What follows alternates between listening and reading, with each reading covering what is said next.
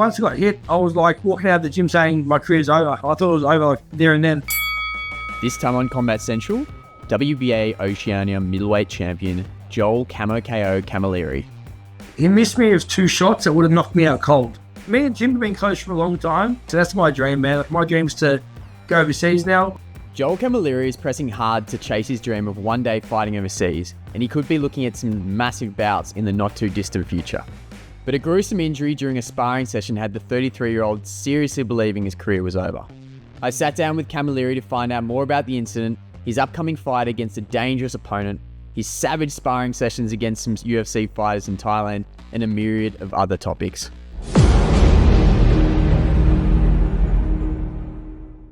Joel Camko Camilleri, mate, thank you so much for joining me.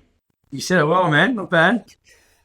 So how do you say it? You go. You say it 1,000 times quicker and 1,000 times better. You go. No, when I introduce myself, it's, hey, Joel Camko Camilleri here. That's so quick. It's so quick. Every time I listen to it, I'm like, how's he doing so quick? Mate, thank you so much for joining me. All good, man. Yeah, this is the second time we're recording this. There was a few issues last time, but mate, excited to chat with you again and excited to hear about your fight coming up. We spoke about it a little bit last time we were talking, but this time, you know, it's really set in. You've got Wes Kappa in August. How's preparation for this been going? Yeah, it's going all right, man. I've last time we spoke with it ages ago, man. I was already heading out to the fight. I hadn't announced it yet, but I knew about it.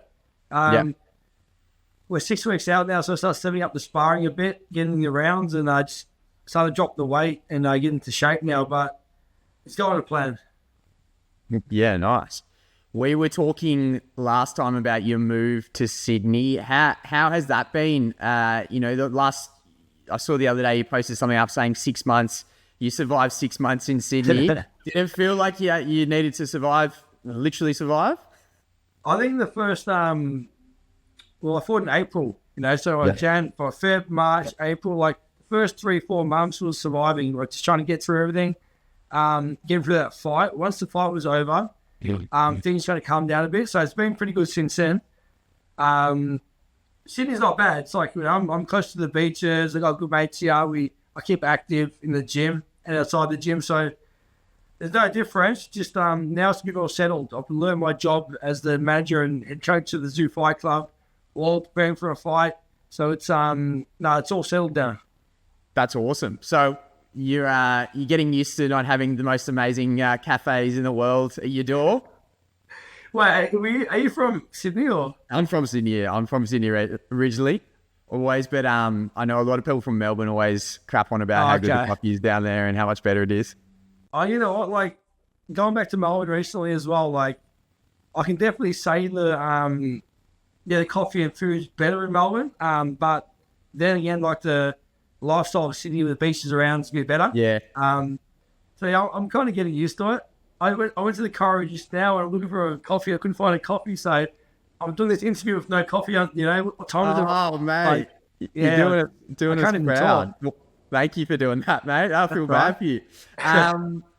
Yeah, I mean, take me through moving to Sydney. You had a bit of troubles. I mean, your last fight, just before your last fight, you were in and out of the hospital.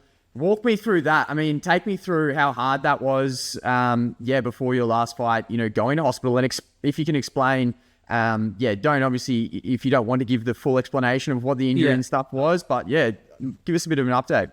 I know, it's all good. Like, so I had a cataract surgery after my fight back in 2021 or 2, I think, on Fort Luke Woods, and had a cataract around my eye, and then I got it removed. And then before one of my last fights with this Tanzanian guy, I got hit and the lens moved. So I'm back to the surgery again, and they repositioned the lens. So in this training camp, finding a new trainer, trying to settle in, but he moved apartments twice, 3 apartments, you know, like I was sparring one day, got hit. I walked to the corner, asked my mate, how's my eye look? And he goes, it looks fucked. So we went straight to emergency.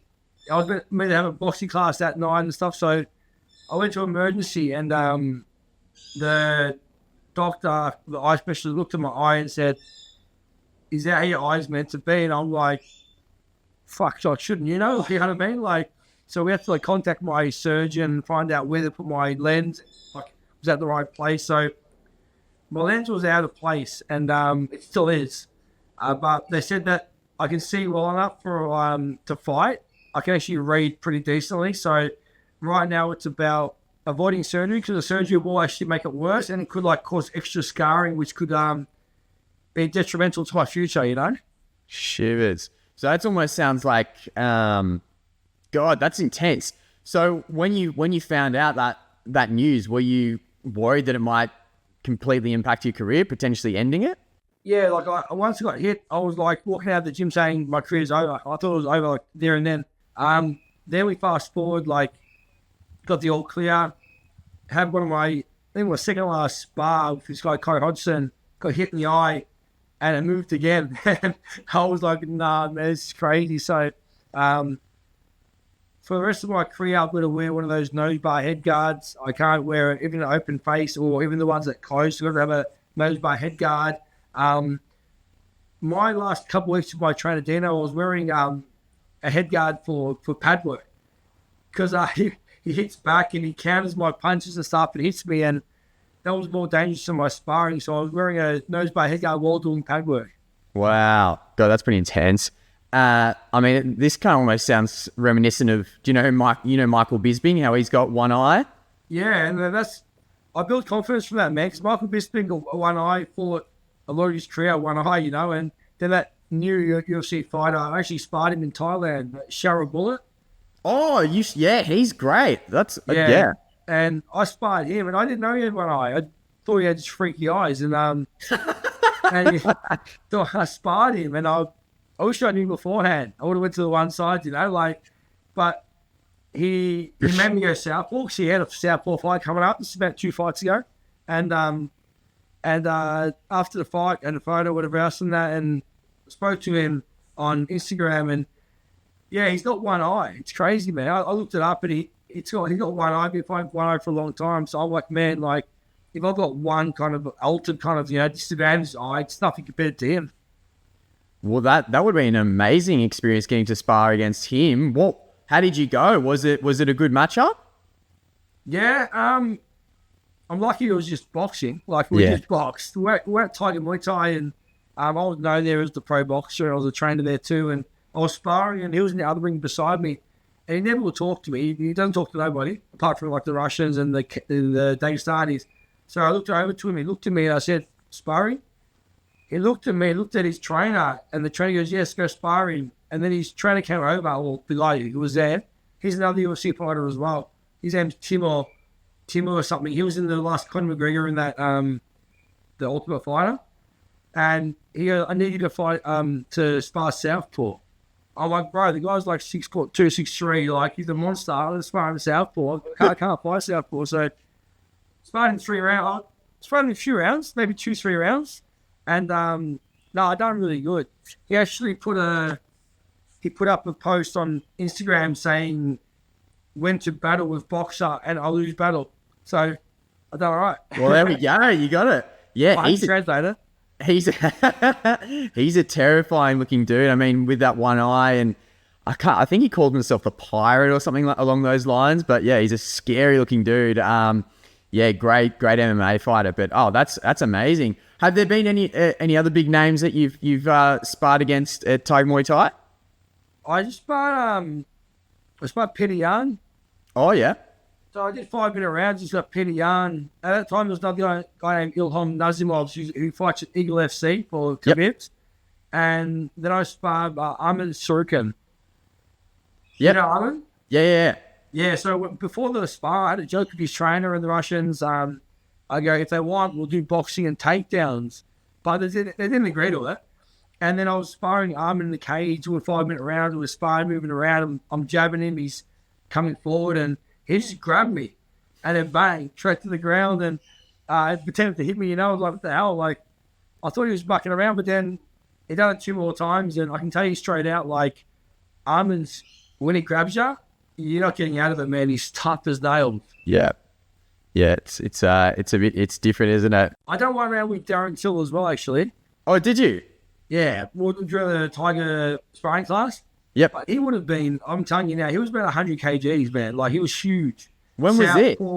Yeah, massive. He's massive. And he missed me with 2 shots that would have knocked me out cold. Wow. When was that? Well, I went 5 times last year. You know, that would have been over a year ago now. That would have been maybe like April. Okay. Or like maybe, between January to April last year. Right. What did you think of his? Did you see his last fight? No, I didn't see. I only saw the fight after the fight. Yeah, because he obviously had his boxing debut. Last week. Yeah, last week I believe. Yeah. I mean, it was a bit of a weird fight. A bit of controversy about the guy getting hit in the back. I don't know. It just seemed like a weird fight. He looks alright though. How did he go in the fight? Because in the sparring, it was not too bad. Yeah, he got the win, but it was. There was like a weird kind of moment where his opponent was saying, he kept on clinching up and said he was getting like hit in the back of the head and stuff, and then he like kind of almost feigned being really rocked, and it was weird. It was a weird thing. Over, Yeah. But oh, that's cool, man. Well, that's great. That's great getting some training over in Thai Muay Thai. I know Tim and Nikita go over there a lot. Take me to what been like training with Tim Tszyu, and you're obviously an old opponent of his. What's it like being able to train with him? Well, we don't train under the same trainer together. Eagle's always there. We're good friends as well, but it's great to be around him. Obviously, you surround yourself with good people, you keep growing. So we more just like hang around during the day. Once training starts, he does his thing with Dino. Sorry, Igor. I do my thing with Dino. I just watching. They're real professional. Like the joke around by the gym is about me just rocking up to the gym, jumping in sparring. Because whereas Tim and the Russians, they let me warm up for 5 hours. Like I just rock up, do some of my arms, do this, and just jump in the ring. So I think it's just weird. Like some people are extra professional, take it to like the next level. Where I just kind of like. I've been doing it for years as well, man. Like I've been boxing for 18 years, so it's good to be around them and seeing how they do their things. But the one style is not for everyone, so I do my thing. It works for me, so it's good to be around them. I learn a bit off them, but I also keep my own kind of training too. Yeah, nice. Is there anything that you've kind of learned specifically since you've been up there? One thing I've really learned is the fact that confirm that overtraining is just not for me. At the start, all these things, training, trying to do sprinting and all this training and strength work, and I ended up just cutting out strength work completely. Just doing my boxing, because when I do my pad work with Dino, it's wrestling. We're doing strong kind of movements and that. I've learned that overtraining's just definitely not for me, and also that I've got to add in more recovery. So that's what I'm starting to do right now. I just got back from the chiro right now. I'm really treating my body correctly. But that's what I've learned. And who would you say is your favourite Tszyu, if you had to? I think I know. Boris. The grandpa. No, you know why? Because he's always happy. He rocks up before the boys. He's in their corner. He wipes their face. He's just so, man, he never misses a day. But me and Tim have been close for a long time. Nikita's the funny guy. He's obviously we're mates as well. Yeah, we're both their gyms. I manage both their gyms. Nikita's a good guy as well. They're different characters. Yeah. Nikita's kind of more to himself in his own kind of world, where Tim's kind of was like that. Yeah. But now we're trying to open up a bit more. So we're me and Tim are pretty close. So I think I'm closer to Tim. Yeah. But Nikita's a good bloke as well. Yeah. No, they both seem like lovely guys. But definitely you can see. Yeah, even just, the times I've been out to their gym, just seeing how different they are, like, talking to people and stuff like that. Since you've been, at this new gym, what's it been like? I mean, I've seen a few celebrities come through the doors.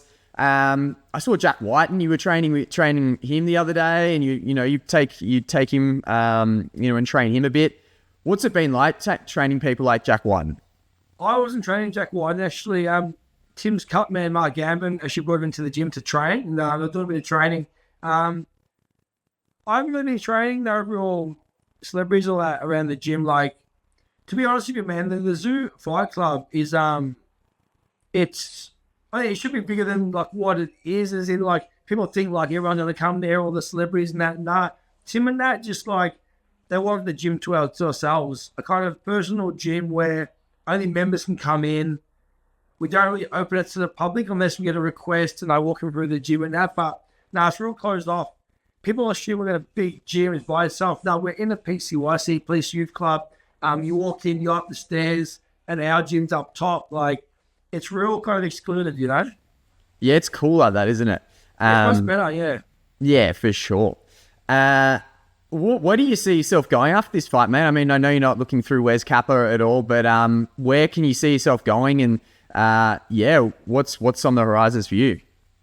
I see myself winning this fight, first of all. I'll focus on Wes Kappa. Once I defend my WBA Oceania belt and win the IBF Pan Pacific, I'm hoping for a top 15 rating in one or two of the organizations. There is a guy, Mitch Link, in Australia. He's number 4 in Australia. He just beat Jack Brubaker. If that fight happens in Melbourne, we'll be looking at that as well. But first, beat Wes. Then we'll look at either one, defending the belts again against Mitch Leak in Melbourne. It's an easy fight to make, big crowd in Melbourne. Or I'll wait for a call to my manager from someone from overseas and get a shot overseas. So that's my dream, man. Like, my dream is to go overseas now. I've been boxing as a pro 13th year now, so I want to go overseas and start having some big fights. One thing before I let you go, is there anything you think that isn't spoken about enough in the sport? How to promote yourself, how to sell yourself, how to find out your worth. If I tell anyone in boxing, I tell them to do what I've done. Study everything in boxing, study matchmaking, study management, study promoting, study fighting, everything to do with fighting. So earn that respect. But what's not spoken about enough is the lack of support for boxers. And I really just reach out to all sponsors and companies with money to just don't get behind boxers and throw your money, support them, because, you know, we're probably the most underpaying sport in the world besides the top 0.01% that make good money. Yeah, right. All right, mate. Well, thank you so much today. We finally got through it. Thank you so much, mate. I really appreciate it. We'll chat to you either before or after your next fight, but mate, we'll be watching out for this Wes Kappa fight. Good luck, and we can't wait to see you get your hand raised. No, thanks, East, man. I'll make sure I have a new belt around my waist for you. Can't wait. Thank you, bro.